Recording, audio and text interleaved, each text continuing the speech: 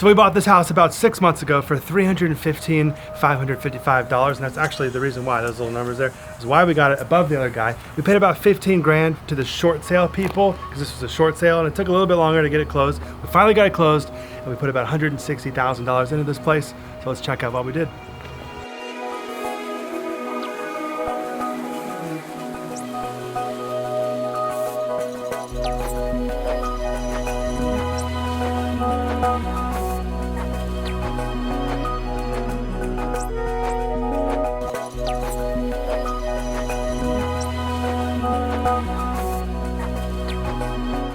So this project was actually a major struggle. Why, babe?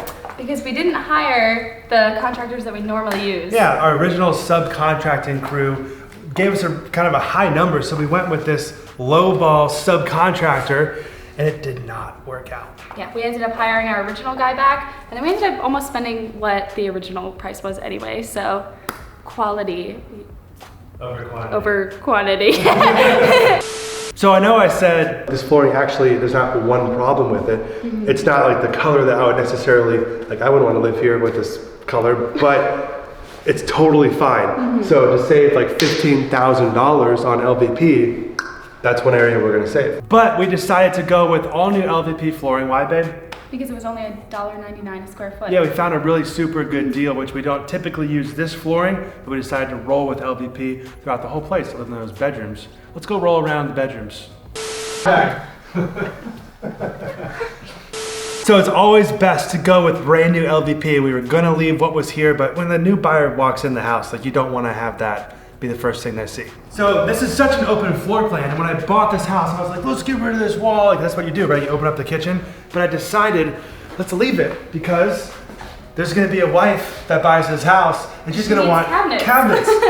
and this is actually a really nice space, and maybe the kids are yelling, and like, you know, some separation sometimes is actually good. Yeah, so this is the master bathroom. We originally had plans to open this up a little bit and steal a little bit from the hall bathroom, but the cost to move walls around and all that was just going to be too much.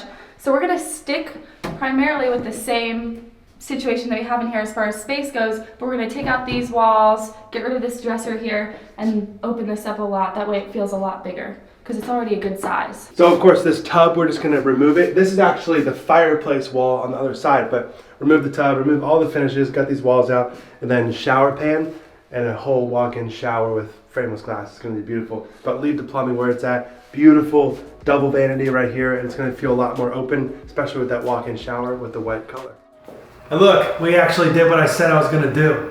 Looking at the numbers, this was like this is definitely one of our riskier flips. Risky flip. Yeah, it's easy for it to go wrong. So just like the little changes like the flooring or the cabinets, or even like out here on the pool deck, deciding not to replace this whole pool deck, it's gonna make all the pressure difference. Wash, paint, like shock the pool, get the equipment working, but not like remarcite and like rip all this out and like concrete, pool deck, like $30,000, just like boom. So we thought we were gonna have some really costly repairs to the pool, but once we had somebody come over here and check it out, we realized we didn't. We replaced the pump, put some chemicals in, maintained it monthly, painted everything white, called it a day.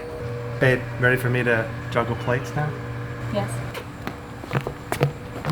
We're just waiting on the inspection to come back, then we gotta get through the appraisal process, then we can get to the closing table. So if you like this video, remember to click the like button and subscribe if you're new, and follow me on Instagram, Jesse Lane TV. See you next time.